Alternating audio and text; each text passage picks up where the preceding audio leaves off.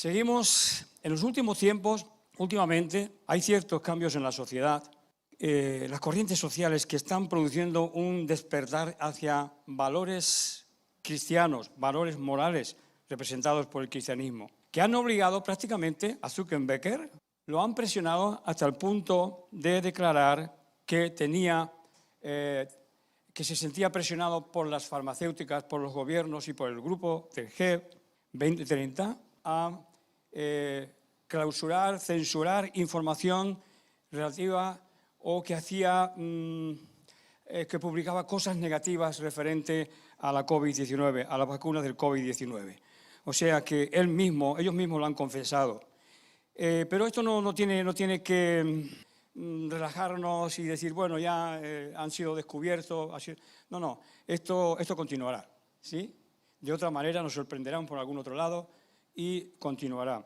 Y el propósito es dividir a la sociedad como estaba dividida en los momentos del COVID. Unos que el COVID sí, unos que la vacuna sí, otros que la vacuna no, y unos que son negacionistas y otros que son más positivos, yo que sé, a favor de la corriente de la vacuna, etcétera, etcétera. Fue un experimento que si lo llegan un poquito más lejos, destruyen a la sociedad.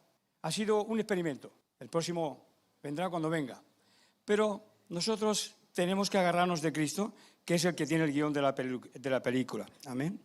Y uno, pues, no estaba muy a favor de ese tipo de cosas. No me vacuné, ahora lo puedo decir, porque los que se han vacunado han metido la pata, según Zuckerberg. Entonces yo no me vacuné, ahora lo puedo decir, no me vacuné. Y aconsejé no hacerlo, algunos cercanos, pero nunca impuse nada. Pero a veces tenía que estar uno callado porque la opresión es mucha. Y a veces la sociedad es muy vulnerable y muy maleable o manejable por las grandes fortunas, por los que manejan y los medios de comunicación. Así que esto no debe entusiasmarnos demasiado porque volverán al ataque con lo que menos pensemos, de la forma que menos pensemos, porque es su propósito. Pero también está el propósito de Dios de salvar y de cuidar de los suyos. Y tenemos que estar al tanto de lo que Dios está marcando para poder ponernos a un lado y que la máquina apisonadora de la bestia no nos pase por arriba ni nos modele o nos moldee según el propósito social que se tengan entre manos. Mientras tanto están surgiendo películas y series refiriéndose a Cristo y a los evangelios que están produciendo un despertar espiritual que acercará a muchos a Cristo, acercará a muchos al cristianismo. Mel Gibson está preparando la segunda película sobre Cristo, que al parecer se titulará La Resurrección. Así que se está trabajando, hay los hijos de la luz y los hijos de las tinieblas, los negacionistas y los no negacionistas, y los que están a favor de lo que emprende o de los propósitos de la sociedad, de la élite de la sociedad. ¿A quién deberemos hacer caso? En los tiempos de los aqueménidas y en los tiempos del cautiverio, y antes del cautiverio y después del cautiverio, los profetas profetizaban y decían siempre: sujétense al rey Nabucodonosor, al rey Ciro, a los reyes de turno, porque yo los he levantado, yo los he puesto, vayan, estén con ellos, planten viñas, cultiven, coman, beban, disfruten este tiempo, hasta que sea el tiempo del retorno, para los que quisieron retornar. Sujétense. El mensaje del profeta hoy sería sujétense a las élites sociales, sujétense a los que están promoviendo y proyectando cierto programa social, con yo que sé qué propósitos, o si lo sé no los digo. ¿Qué diría el profeta hoy? ¿Sujétense o apártense? Lo tenemos en el Apocalipsis. Bienaventurados aquellos que evitarán el número de la bestia, la marca de la bestia. Y claro, siempre en el cristianismo, cuando hablamos de bestia, siempre lo relacionamos de una forma personal. Pero si nosotros entendiéramos las visiones y los sueños de los profetas, veríamos que el profeta Daniel, cada vez que habla de un cambio social y de un imperio que se va a sobreponer sobre el otro, lo está representando como bestias. O sea, un sistema bestial. No está hablando de personas, está hablando de bestia. Y el sistema que quiere imponer y que quiere manejar la sociedad con el nuevo orden mundial Es un sistema bestial, bestial, bestial. Y el único lugar que empieza a hablar el Apocalipsis de bestia es en Apocalipsis 12. Bienaventurados los que se libren de la marca de la bestia, de ser manejados. Y soy. Oh. Es número de hombre. El 7 es la perfección. Necesitaríamos a veces entrar en la filosofía oriental para poderlo entender. Los 7 centros espirituales del hombre, la razón, el intelecto, está representado por el tercer ojo. Los 7 candelabros están representando los 7 centros espirituales del cuerpo, del ser humano. Y esta es la razón. Esta es el intelecto. Y gente con intelecto y gente que van a manejar las máquinas son los que van a imponer el sistema. Nos van a imponer un sistema. El 666, número de hombre. El 7 es el número de la perfección. Y la bestia del dragón rojo, no hay que interpretar mucho, no hacen falta profetas. Solamente abrir los ojos y mirar las noticias. El profeta Daniel habla de un nuevo reino. Después de la deportación, habla de que va a haber un nuevo reino, pero nunca menciona a Israel y Judá. Y los judíos no lo han podido sufrir eso, Israel tampoco lo ha podido sufrir. Está hablando de un nuevo reino. Lo primero que necesita un reino es una constitución o unas leyes constituyentes para ir formando después una constitución. Lo primero que necesitó el pueblo cuando salió de Egipto, siguiendo a Moisés, en el monte Sinaí, fue recibir las tablas de la ley, es decir, un orden social, unas reglas a las que sujetarse, unas reglas con las que convivir, unas reglas que permitan la convivencia y unas reglas que permitan también el acceso a la presencia de Dios. Es lo primero que necesitó el pueblo. Lo primero que hizo Moisés, ni bien llegó a Madián, fue entrar en contacto con el Señor y recibir las tablas de la ley. Porque un pueblo que ha salido de la esclavitud, para seguir funcionando, para funcionar, necesita unas reglas. Unas reglas que en principio fueron unas reglas básicas, fundamentales, inamovibles, que todavía están ahí vigentes y estarán. Y fueron algo constituyente para después ir ampliando las normas y las reglas de la convivencia de la sociedad que se iba formando. Así que cuando el profeta Daniel dice que Dios va a crear un nuevo reino, lo que primero que surge es la Biblia. Muchos piensan que todo eso estaba escrito desde los tiempos de Moisés. Moisés escribiría cosas, quizás el libro del justo. Pero la formación de las escrituras, tal como las conocemos hoy en día, surgió después de la vuelta de Babilonia, con 120 sabios, entre los que se encontraba Mardoqueo, que reescrituraron, formaron el canon. Lo que existía antes era el libro de Deuteronomio, que fue el que se encontró en los tiempos del rey Josías, en el templo. Eran leyes de oída, orales, de memoria, y algunos escritos que tenían los profetas. Los que guardaban los escritos y los que registraban todos los eventos eran normalmente los profetas y las crónicas de los reyes. Y de ahí empezaron, en los tiempos, después que volvieron del cautiverio, nos formaron el canon que tenemos hoy, con muchos libros que se han quedado atrás. No era así, no eran tal las cosas como nos han contado. ¿Y por qué nace las escrituras? Que me gustaría tenerlas aquí. ¿Por qué nacen las escrituras? Porque esa es la constitución del reino de Dios. Y a esas son en las que nos tenemos que fijar, estudiar, profundizar, conocer bien todo lo que pasó. Porque ahí está la verdad. La mentira, que también es verdad. Cuando un juez descubre la mentira, descubre otra verdad. Descubre una mentira, que es una verdad negativa, para descubrir la verdad del caso en su totalidad. Así que el nuevo reino necesitaba una constitución, y esa es nuestra constitución, y es un reino eterno. Cielos y tierra pasarán, mi palabra, mi constitución no pasará. Y ahí vamos a encontrar, la Biblia nos sorprende, y vamos a encontrar reflejadas muchísimas cosas que pensábamos que las sabíamos, y que pensábamos que la Biblia no podría decir nada. Así que nos tenemos que centrar en ese libro, nuestra Constitución. Ninguna confesión religiosa nos sirve, ninguna. Todas tuvieron su momento y fueron importantes en su momento. Producieron libertad, cambios en la sociedad, pero hoy han quedado obsoletas, porque todas cayeron en lo mismo, en la persecución y en la intolerancia, todas. Y todas se inventaron, desde el gordo de los renos, que viene en trineo desde no sé dónde a Belén, Papá Noel, suplantó a los Reyes Magos, ¿sí?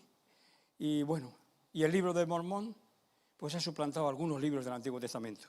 Seguimos con los discipulados, con los discípulos, ¿sí? Y me ha parecido oportuno, ya que se está produciendo un avivamiento con las series de Chosen y de las películas que están saliendo sobre Jesús y todo lo que se habla sobre Jesús y la Iglesia, que se nota que se está produciendo un avivamiento, me ha parecido oportuno recuperar la figura olvidada de María de Magdala, la mujer pecadora y simplemente María. De mujer pecadora pasa a María de Magdala y de María de Magdala a simplemente María. Juan y Andrés fueron los primeros discípulos de Jesús, pero Juan fue el primero y el último de los discípulos que llamó Jesús. Juan y Andrés ya estaban al servicio o en contacto, conviviendo con Juan el Bautista. Y vieron en Juan el Bautista un gran maestro, un gran líder, un profeta, uno de los grandes de Dios. El Señor Jesús dice que de los nacidos de mujer no hay nadie, no ha nacido mayor profeta que Juan. Pero cuando vieron al Señor Jesús, vieron otra cosa. Ya habían visto un maestro, Juan y Andrés. Habían visto al maestro. Habían visto a un maestro, un gran maestro, con autoridad, con fuerza. Pero cuando vieron a Jesús, se deslumbraron. Pero el llamado de Pedro había visto peces. Solamente había visto peces. No buscaba la filosofía ni la realización interior. Era un pescador.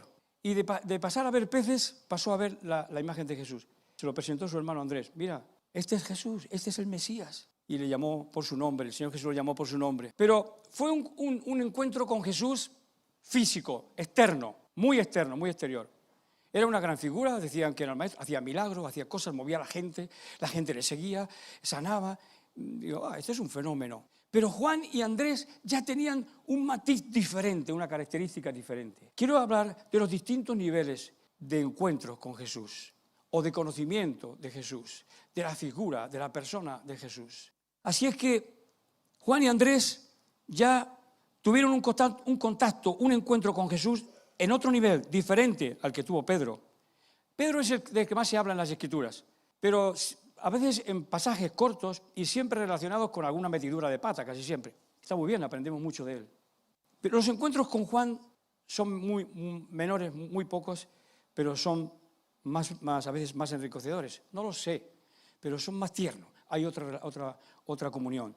Y los encuentros con María de Magdala o simplemente María, son tremendamente sutiles, tremendamente profundos, tremendamente conmovedores y contienen unas enseñanzas muy, muy profundas.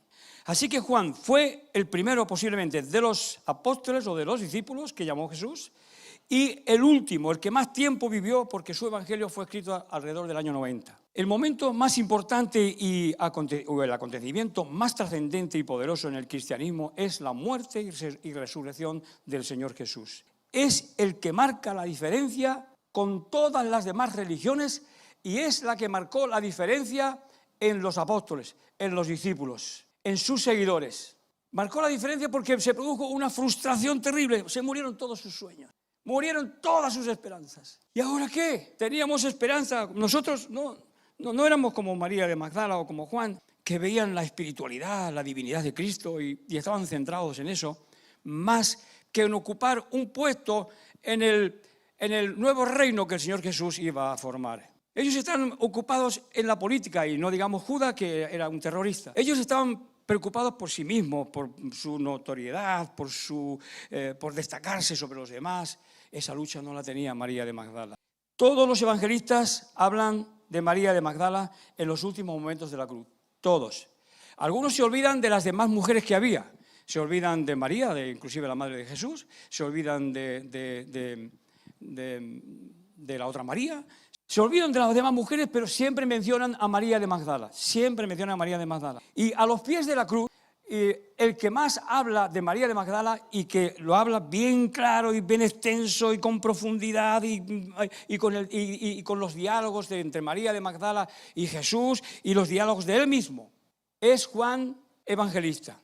Es el apóstol Juan, el que estuvo allí. De los varones fue el que estuvo allí. Allí no estuvo ni Marcos, ni Mateo, ni Lucas, que escribieron sobre María de Magdala y la pasión de Cristo. Ellos no estuvieron allí. Marcos no era discípulo de Jesús porque era muy jovencito. Lucas, no sé, cuando entró con el apóstol Pablo.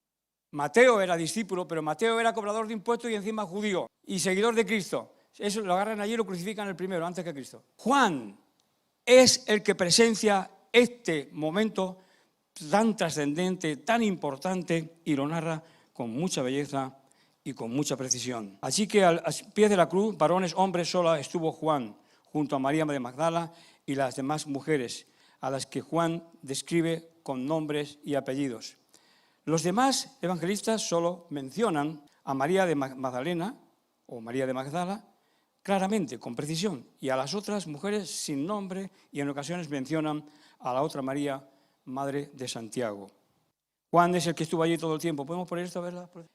Nos quedó claro, esa no es María de Magdala, ¿sí? Esa es la misma, no es María de Magdala. Esa es una mujer sorprendida en el acto de adulterio. No dice que era la mujer pecadora. Esa es una mujer sorprendida en el acto de adulterio y la llevaron con el propósito de atrapar, de tender una trampa al Señor Jesús de la cual no pudiera salir. Y fue difícil salir. Salió porque era profeta y conocía, tú estuviste, campeón, que te digo yo, estuviste con ella, estuviste con ella, estuviste con ella. ¿Te consideras libre de pecado? Tira la primera piedra, que voy a dar el grito más grande para que todo el mundo sepa que tú estuviste con ella. Y se escondieron todos.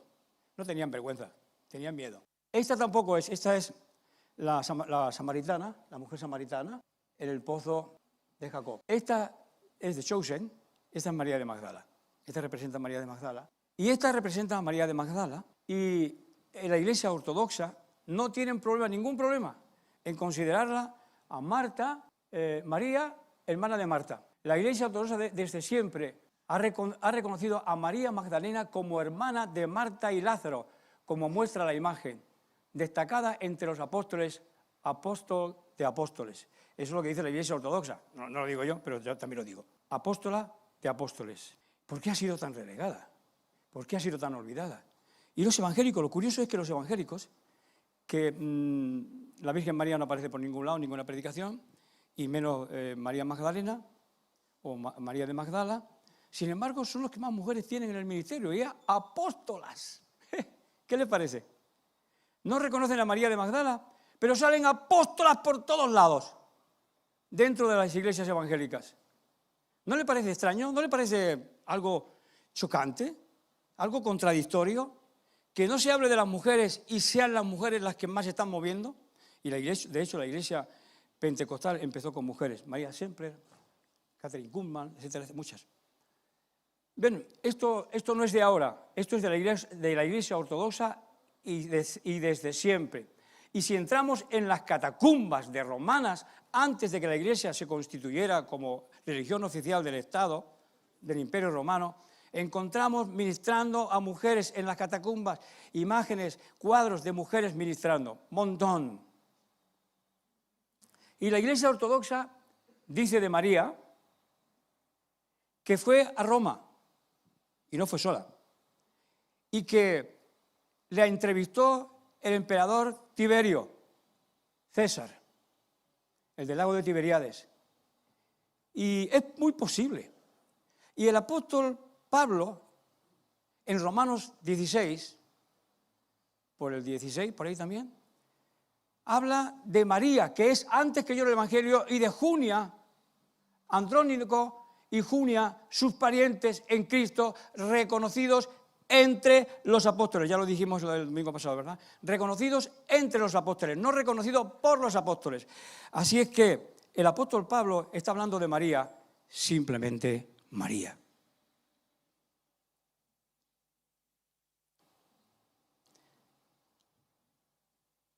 Los demás evangelistas, a los pies de la cruz solamente estuvo el apóstol Juan, y los demás evangelistas solo mencionan a María Magdalena y comentan lo que han escuchado y lo que les han contado de lo que pasó en el momento de la crucifixión y en el momento de la resurrección, porque no fueron testigos presenciales. Ellos no fueron testigos presenciales. Sí lo fue María de Magdala, sí lo fue Juan, sí lo fue la Virgen María, sí lo fue, que no me acuerdo de la hermana de la Virgen María. Salomé. ¿Sí? Vamos a seguir un momentito con esto. Esta sí es María de Magdala y pone todos los textos que están relacionados siempre con, desde Lucas 8, que es donde empieza a hablar de María de Magdala, en Lucas 7, 36 al 50, está hablando de que entra en la casa de Simón, Simón, una mujer pecadora, y lava los pies de Jesús con sus lágrimas, los enjuga con sus cabellos y les perfuma. ¿Sí? Y inmediatamente después, tengan en cuenta que no existían los capítulos de la Biblia entonces, ni puntos ni comas. Que a continuación aparece María de Magdala y las mujeres, el Señor Jesús sale de recorrido por las aldeas de alrededor y lleva a sus discípulos y las mujeres que le seguían, entre ellas María de Magdala, Susana, Juana, intendente esposa del intendente de Herodes, etcétera, etcétera, un grupo de mujeres bastante numeroso que le seguían. Y en la película de Chosen es curioso que, aunque los evangélicos no reconocemos a María de Magdala ni nada de nada, y se predica nunca de ella ni de la otra María, sin embargo, ahí en la película de Chosen van todo un equipo de mujeres siempre con Jesús. Curioso. Y es que así era.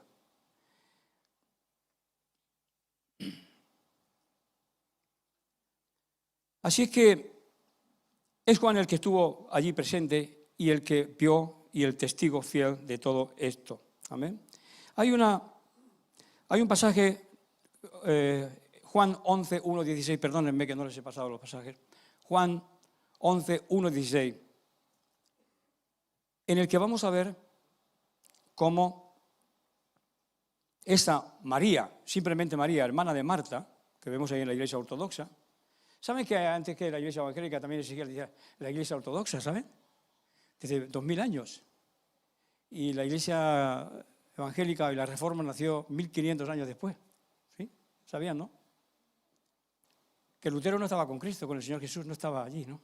No era discípulo, Lutero. Lo digo así un poco de broma porque es que nos encontramos con casos bastante raros. ¿Sí? Vamos a leer este pasaje, 11, 1 al 16. Estaba entonces enfermo uno llamado Lázaro de Betania, la aldea de María y de Marta su hermana. Esta María y de Marta su hermana es la que había ungido. En el versículo 2 dice, María, cuyo hermano Lázaro estaba enfermo, fue la que ungió al Señor con perfume y le enjugó los pies con sus cabellos. En el capítulo 12 siguiente no hace falta explicarlo porque habla bien de Marta y María, que están allí las dos, y ella está ungiendo los pies de Jesús de vuelta otra vez. Enviaron pues las hermanas para decir a Jesús, Señor, he aquí el que amas está enfermo. Y oyéndolo Jesús dijo, esta enfermedad no es para muerte, sino para la gloria de Dios, para que el Hijo de Dios sea glorificado por ella. Y amaba Jesús a Marta y a su hermana y a Lázaro. Cuando oyó, pues, que estaba enfermo, se quedó 2 días más en el lugar donde estaba. Que se muera, bien muerto. Luego, después de esto, dijo a los discípulos, vamos a Judea otra vez. Y le dijeron los discípulos, Rabí, maestro, ¿procuraban los judíos apedrearte y otra vez vas allá? Ya cuestionando a Jesús, ¿ves? El Señor Jesús, vamos notando cómo Dios hace las cosas, el Señor hace las cosas de una manera, desde una perspectiva, de una perspectiva totalmente diferente a la nuestra, ¿sí? Muy diferente a la nuestra. Pero los discípulos pues cuestionan, es normal.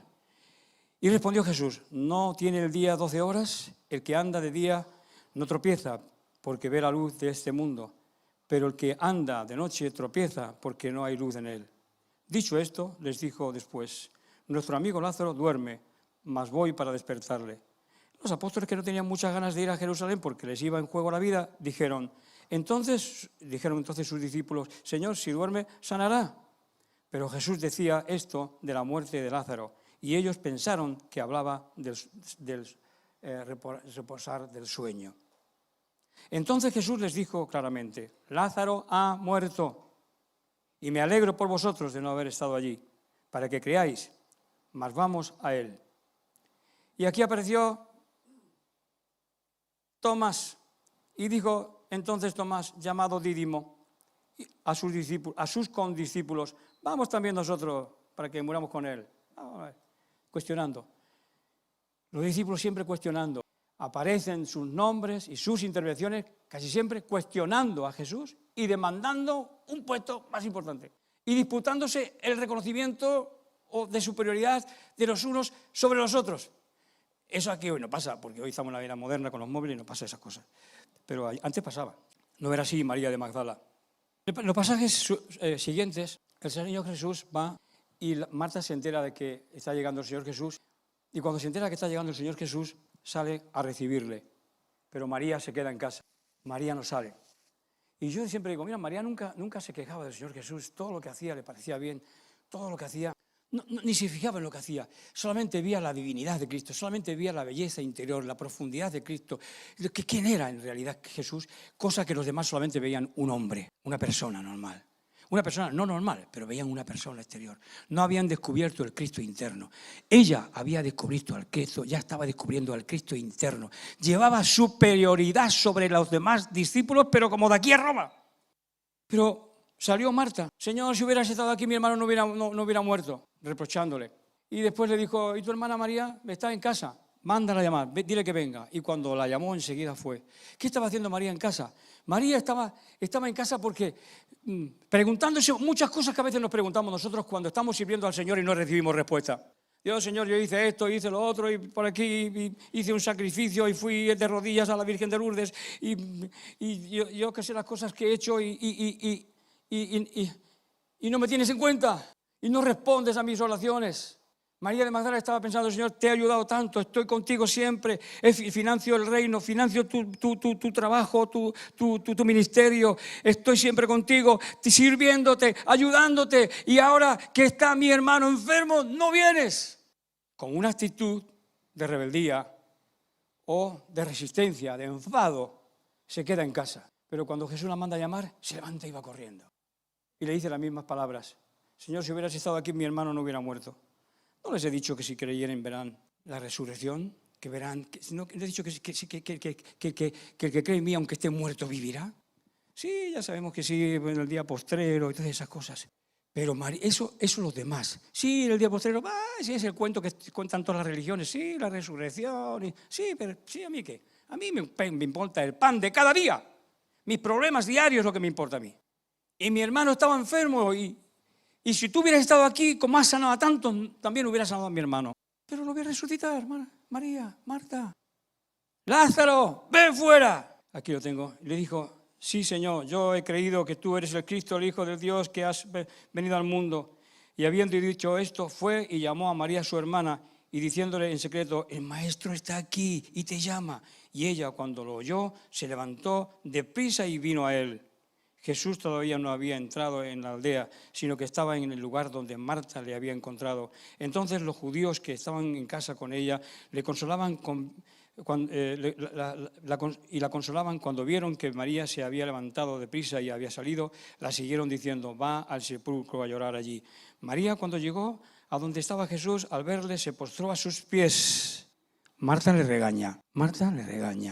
No hizo un milagro para que se postrara a sus pies. No hizo el milagro de la pesca milagrosa para que se postrara a sus pies.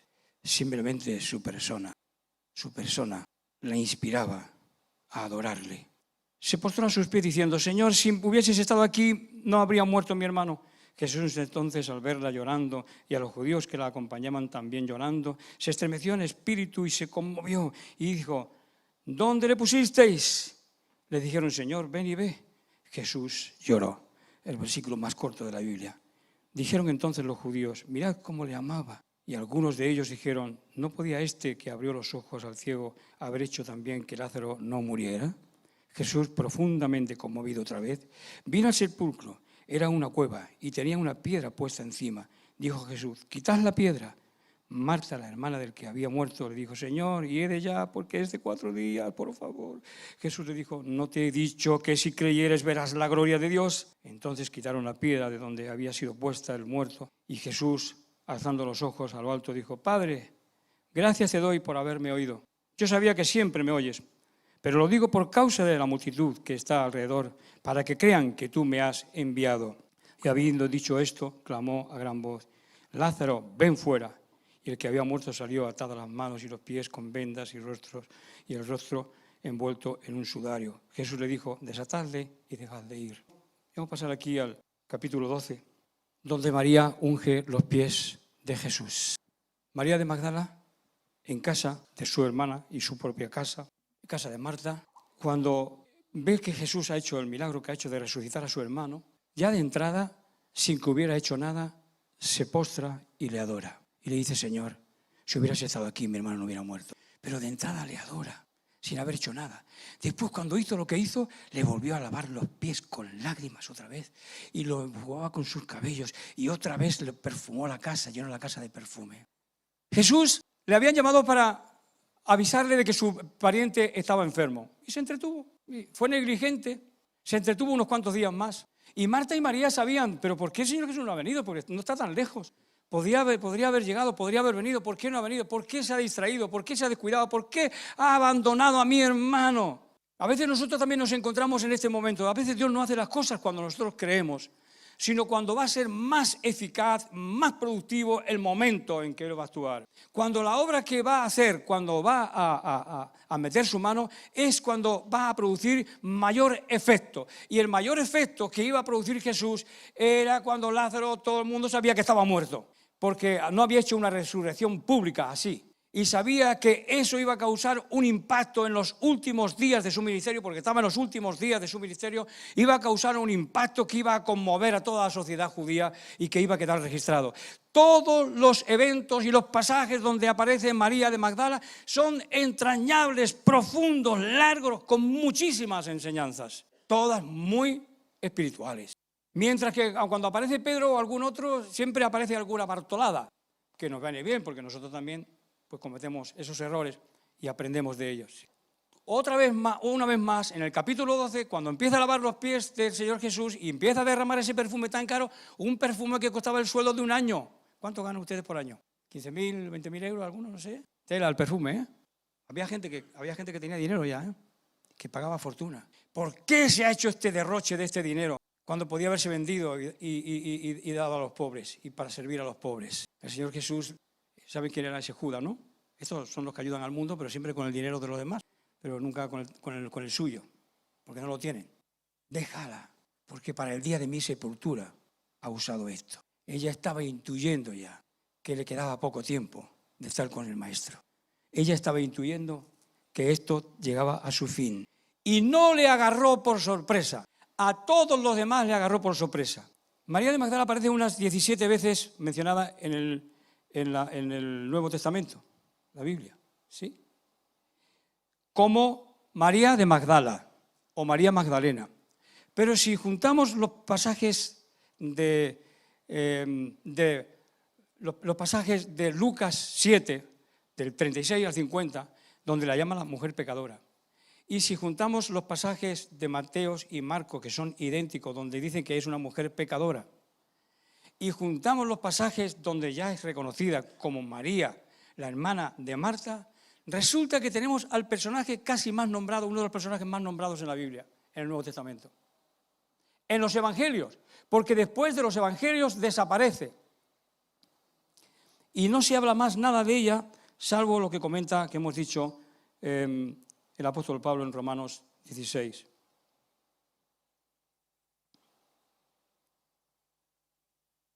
Juan 19, 25. Voy a pasar una imagen mientras tanto, un momentito, por favor. La imagen. Ahí. ¿Por qué era necesario llamarla con un calificativo o con el gentilicio del lugar donde ella vivía o de su propiedad, que era Migdal, la torre, el castillo, la fortaleza que está detrás de la ciudad donde ella hacía sus trabajos? Atrás hay un castillo que era de su propiedad. Migdal quiere decir fortaleza, torre, ¿vale? ¿Por qué era necesario? Porque había 3 Marías. ¿Quiénes son esas Marías? ¿Saben quiénes son esas Marías? Bueno, está puesto aquí ahora, ¿verdad? ¿Pero habían pensado alguna vez que tantas Marías? La Virgen María, una María. La Madre de Santiago, eso lo describe Juan, ¿sí? María Magdalena. ¿Por qué María de Magdalena? Porque había otras Marías. La Madre de Santiago y José, María, la Madre de Santiago y José de Cleofas. Salomé, que también la llaman, algunos la llaman María, ya por poner María, ya ponen a todos María. Ella se llamaba Salomé, hermana de la Virgen María y madre de Santiago y Juan. y otras muchas mujeres que habían venido de Galilea estaban ahí. ¿Entienden por qué es necesario ahí llamarla María Magdalena o María de Magdala? Cuando el Señor Jesús, cada vez que se refiere a ella, se refiere a María, simplemente María. Juan 19:25. Estaban junto a la cruz de Jesús su madre, la hermana de su madre, María, mujer de Cleofas, y María Magdalena. Y cuando vio Jesús a su madre y al discípulo a quien él amaba, que estaba presente, dijo a su madre: mujer, he ahí a tu hijo. Después dijo al discípulo: he ahí a tu madre. Y desde aquella hora el discípulo la recibió en su casa. ¿Por qué se la encarga a Juan? ¿No tenía otros hermanos? ¿María no tenía más hijos? ¿Tenía más hijos María, sí o no? Haría falta el código QR. ¿Tenía más hijos María? ¿En qué parte de la Biblia lo dice? ¿Dónde lo dice? Que María tuvo más hijos. ¿En los evangelios dice que María tuvo más hijos? En ningún lado dice que María tuvo más hijos. Ahora que habla de los hermanos de Jesús y las hermanas de Jesús, sí. Ahí están tu madre, tus hermanas y tus hermanos. Déjanos de dar la paliza, loco. Ya, déjanos ya, que está fuera de sí, fuera de la familia a recogerlo porque estaba fuera de sí, predicando a lo loco. Y entonces, oye, por favor, mira, déjanos ya, sal fuera, sal, Alfredo, cállate, sal fuera. Ahí están tu madre y tus hermanos y tus hermanas esperándote. ¿Tantos partos tuvo María y la Biblia no dice ni nada de eso? ¿Por qué no nos han presentado la Sagrada Familia como es realmente?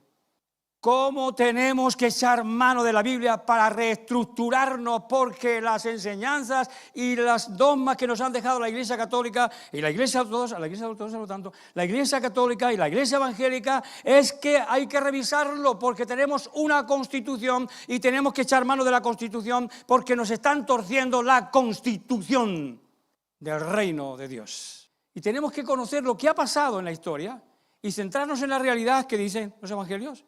En ningún lugar dice que María tuvo más hijos. Ninguno. ¿Y de quién eran hijos? Otro día lo comenté a uno, porque digo, o sea que José tuvo otra mujer y se fue corriendo. Y se fue corriendo. La gente no quiere recibir la verdad. José estuvo casado antes con otra mujer. Así que todo eso nos ha llevado a una confusión tremenda. De tal manera que el Santiago que encontramos en Jerusalén como líder de la iglesia, que no era iglesia, que era una secta de nazarenos, donde estaban luchando todavía los nazarenos en contra de las doctrinas de Jesús y como principal líder de ellos, Santiago, el hermano del Señor, que no fue discípulo ni seguidor de Jesús y fue al último que se le apareció, después de haberse aparecido a más de 500 hermanos. Y el apóstol Pablo dice, cuando fui a Jerusalén no vi a nadie más que a Pedro y a Santiago, el hermano del Señor, o sea, hijo de la Virgen María. Pues no era hijo de la Virgen María. Y si apuramos mucho, tampoco era hermano de Jesús o hermanastro, porque José no tuvo nada que ver en la concepción de la Virgen María de Jesús. Así que nada de nada, no tenía nada. Si empezamos a apurar teológicamente las cosas, ¿sí? Si José no tuvo nada que ver en la concepción de Jesús, entonces, y María no tuvo más hijos, entonces no eran ni hermanastros, pero vivían en una comunidad y vivían con unas luchas teológicas, conceptos. Lo que había traído Jesús era revolucionario, estaba rompiendo todos los esquemas. Hay que sacarle del medio a este tío, nos va a volver locos a todos. Por favor, Alfredo, ahora con las escrituras, nos va a volver locos a todos. Dios, hay que sacarlo del medio, queremos seguir como estábamos, queremos seguir con la misma línea que estábamos, que no nos muevan, porque si se nos mueven, se nos cae el chozo, se nos cae todo. Pues tenemos que tener el valor de aprender a removernos por la verdad, por amor a la verdad. Si cuando vio Jesús a su madre y al discípulo dijo, mujer, ahí tienes a tu hijo, hijo, ahí tienes a tu madre. ¿Saben qué? ¿Por qué dejó el Señor Jesús al cuidado de su madre, al cuidado de Juan? Porque no confiaba en sus hermanastros. Y la persona de confianza, el discípulo amado, el que estaba por Jesús era Juan. Así que dejó su madre al cuidado de Juan. Y desde entonces la recibió en su casa y vivieron en Éfeso. Y allí murió la Virgen María, en Éfeso. La Iglesia Católica nos ha enseñado otro tipo de cosas, pero ahí están. Estaban junto a la cruz de Jesús su madre, la hermana de su madre, Salomé, María, mujer de Cleofas, y María Magdalena. Pero uno de los soldados le abrió el costado con una lanza y al instante salió sangre y agua. Estoy leyendo Juan 19:35, y aquel lo vio, y el que lo vio da testimonio, y su testimonio es verdadero, y él sabe que dice verdad para que vosotros también creáis, porque estas cosas sucedieron para que se cumpliese la Escritura, no se ha quebrantado ni un solo hueso. Y también otra Escritura que dice, mirarán al que traspasaron. Es decir, Juan da testimonio de que él estuvo allí, porque los otros han contado las cosas a medias, porque no fueron testigos, pero él es testigo y las cuenta tal cual las vio. Los que en verdad son bienaventurados. Mientras él decía estas cosas, una mujer de entre la multitud levantó la voz y dijo: bienaventurado el vientre que te trajo y los senos que te amamantaron. Y él dijo: antes bienaventurados los que oyen la palabra de Dios y la guardan. Antes bienaventurado, antes que su madre, antes que los pechos que la amamantaron, antes que el vientre que la concibió, antes bienaventurados los que escuchan la palabra de Dios y la hacen. Después de muerto el Señor Jesús, lo metieron en un sepulcro y todos se fueron a su casa. Hasta el día siguiente, que fueron las mujeres. La primera que llegó a la tumba fue María de Magdala. Cuando llegó María de Magdala a la tumba, la encontró vacía. Se fue corriendo a decir a los apóstoles que la tumba estaba vacía, que el Señor había desaparecido, que había resucitado. Volvieron corriendo, porque hemos perdido el texto, volvieron corriendo Juan, Pedro y Juan. Juan, que era más joven, corría primero, corría más y llegó primero, pero tuvo más temor de entrar y se quedó ahí a la puerta de la tumba. Pedro, que entraba como elefante en cacharrería siempre, por eso aparece tantas veces, entró directamente y vio que estaban los paños de donde habían envuelto a Jesús y el sudario aparte y dijo: bueno, no hay nada aquí, ha desaparecido. Y entonces ha resucitado, ha desaparecido, no sabemos qué ha pasado. Y se fueron a su casa. ¿Quién se quedó allí? ¿Quién se quedó allí? María de Magdala se quedó allí, en la soledad, en el silencio, en el llanto, en el quebranto. Todos habían salido corriendo. Se terminó. Nos decía que íbamos a fundar el reino de Israel, a refundar el reino de Israel, y nada, se ha muerto. Se terminó. Cada uno a su casa, cada uno a su oficio, cada uno a su profesión. Ya se terminó esto, aquí terminó todo. Pues no, resulta que es cuando empieza todo. ¿Y quién estaba la primera? María de Magdala. Llegó Pedro y Juan, vieron la tumba vacía, dijo: aquí no hay nada, se fueron a su casa. María de Magdala se quedó allí, llorando, porque amaba. Lo amaba por encima de lo que le iba a dar. Le amaba por encima de las promesas. No me mueven, Señor, tus promesas de ayer, ni los premios que das a mi fe. Tu amor, tu presencia en mi ser, sí me mueve y me ayuda a vencer. No me mueven, Señor, tus promesas de ayer, ni los premios que das a mi fe. Tu presencia en mi ser, sí me mueve y me ayuda a vencer. Eso era lo que le movía a María de Magdala. Amor. Pero esto es tan sutil en la sociedad que, fíjense, toda la sociedad puede entender que Pedro fuera perdonado y que Pablo, que perseguía a los cristianos y los mataba, fuera perdonado. Pero no pueden entender que una prostituta fuera perdonada. ¿Qué pasa? María de Magdala fue perdonada antes de entrar en la casa de Simón en el capítulo 7 de Lucas. Antes ya había sido perdonada, había sido liberada de demonios, de cosas. Y seguía a Jesús por afecto, porque la había liberado de una vida incierta, de una vida sin sentido, de una vida vana. ¿Pueden subir los músicos, porfa? Sí. Cuando María está allí en la tumba, aparece Jesús, aparecen los ángeles. ¿Por qué buscas al que vive? No está aquí, ha resucitado. Y dada la vuelta, estaba el Señor Jesús. Estaba el Señor Jesús. Y no le conocía, no lo reconocía. Algún poder tremendo tenía el Señor Jesús, que era capaz de modificar su propia genética, su propio físico, su propio cuerpo, de manera que aún siendo Él, a veces no lo conocían. En varias ocasiones no lo conocían. Señor, si eres tú, lo confundió con el hortelano. Señor, si eres tú, por favor, dime dónde lo has puesto, que yo me lo llevo. Ella sola se lo iba a llevar. Y entonces María, cuando el Señor la llama, ¿cómo la llama? ¿Cómo la llama en casa de Marta? María. En 2 ocasiones, María. Simplemente María. ¿Cómo le llama el apóstol Pablo? María. Simplemente María. Y cuando repitió su nombre, conoció al Señor. Rabí, maestro. Ya sabía quién era, aunque no lo había confundido con el hortelano. Sabía quién era. No me toques, porque todavía no he subido a mi Padre. Ve y dile a tus hermanos y mis hermanos, a mi Dios y su Dios, que he resucitado, que no he muerto. Y fue la primera en anunciar la resurrección de Cristo. El Evangelio consiste en anunciar no a un Dios muerto y crucificado solamente, sino a un Dios resucitado, que es donde está nuestra fuerza. Y la primera fue María de Magdala. María de Magdala. Y la que adoró a los pies de Jesús en dos ocasiones como mínimo, o tres según algunos evangelios, es María de Magdala. ¿Y por qué? Por afecto. Ella había entendido antes que ninguno que el mensaje de Jesús era trascendente.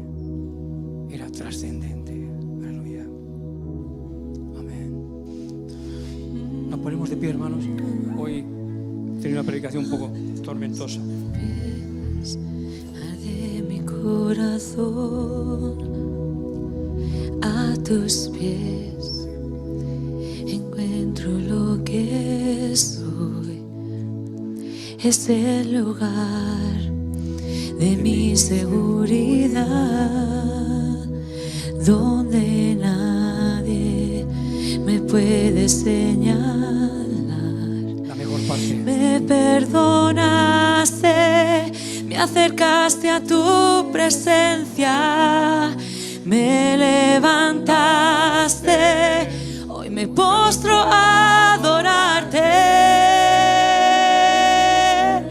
No hay lugar más alto, más grande que estar a tus pies, que estar a tus pies. No hay lugar más alto, más grande que estar a tus pies, que estar a tus pies.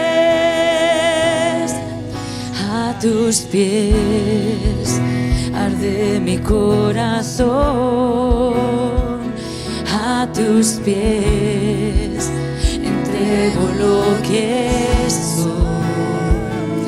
Es el lugar de mi seguridad, donde nadie me puede señalar. Me acercaste a tu presencia, me levantaste, hoy me postro a adorarte. No hay lugar más alto, más grande que estar a tus pies, que estar a tus pies. No hay lugar más alto, más grande que estar a tus pies, que estar a tus pies. Y aquí permaneceré,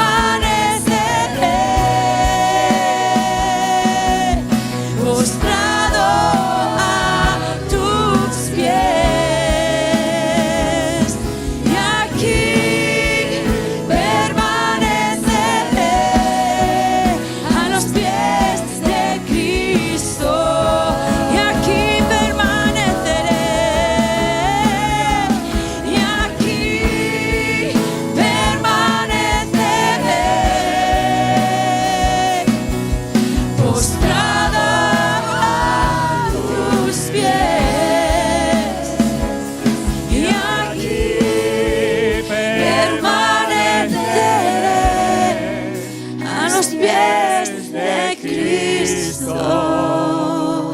La actividad. Marta era muy activa. Señor, dile a mi hermana que me ayude. Está ahí todo el rato sentada al lado tuyo. Marta, afanada, está con muchas cosas, muchas actividades en tu persona, en tu vida, en la iglesia, en todos lados, muchas actividades, pero la que va a quedar, la que va a permanecer, la que ha elegido la mejor parte es María. Aleluya. Los apóstoles cuando ya vieron que no tenían nada que ver, ya se ha perdido todo, la tumba está vacía. Bueno, ¿y qué? Ha resucitado, pero también ha desaparecido. Sigue desaparecido, sigue Jesús desaparecido. Ya no tiene nada que prometernos, ya no tiene nada que ofrecernos. No hay nada, no hay promesas, no hay. Se fue a una casa, ella se quedó esperando al amor de su vida. No hay lugar más alto, más grande que estar a tus pies, que estar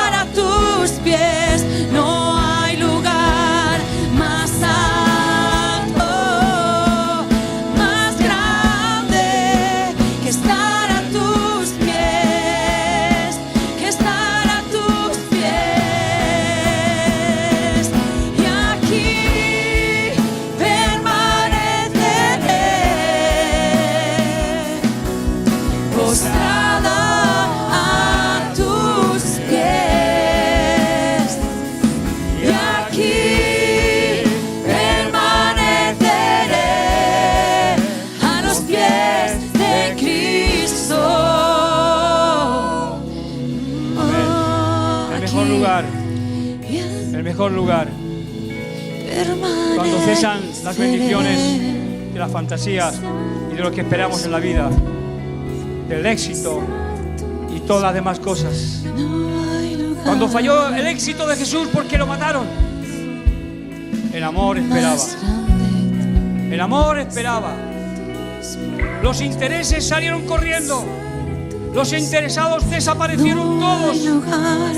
Juan y María Magdalena, los que amaban, el amor seguía esperando una respuesta diferente, porque no tenían puestos los ojos en las cosas naturales, porque habían descubierto la virtud, la divinidad de Cristo y esperaban la respuesta del amor. No nos puedes dejar sin respuesta, Jesús. Has desaparecido, no nos puedes quedar sin respuesta. Y ahí apareció la respuesta, porque el amor espera y cree, todo lo cree, todo lo espera. Cuando los otros salieron corriendo, el amor seguía esperando, seguía creyendo. Y allí permaneceré postrado a tus pies, y aquí permaneceré a los pies de Cristo. Aquí permaneceré,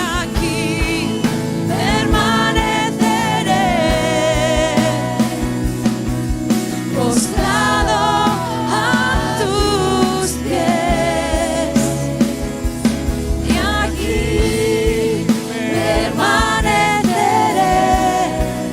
a los pies de Cristo, a tus pies. cuando te fallen las bendiciones que esperas,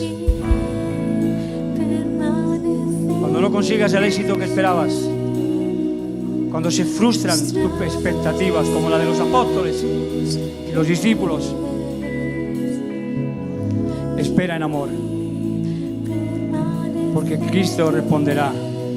Quizás no cuando tú lo esperes, pero si esperas en amor, a los pies de Cristo, en la soledad de las ambiciones, en la soledad de los ruidos del mundo, tu fracaso, tu derrota, en amor aparecerá el Rey, el Príncipe del reino de los cielos, a socorrerte, a amarte y a llamarte por tu nombre, María. Oh, Dios mío, Dios, no te conocí. Aquí estoy. No se ha terminado. No se ha terminado. Ahora empieza la guerra, ahora empieza la batalla, ahora empieza el éxito verdadero, el éxito del reino de los cielos. Dios los bendiga. Permaneceré a los pies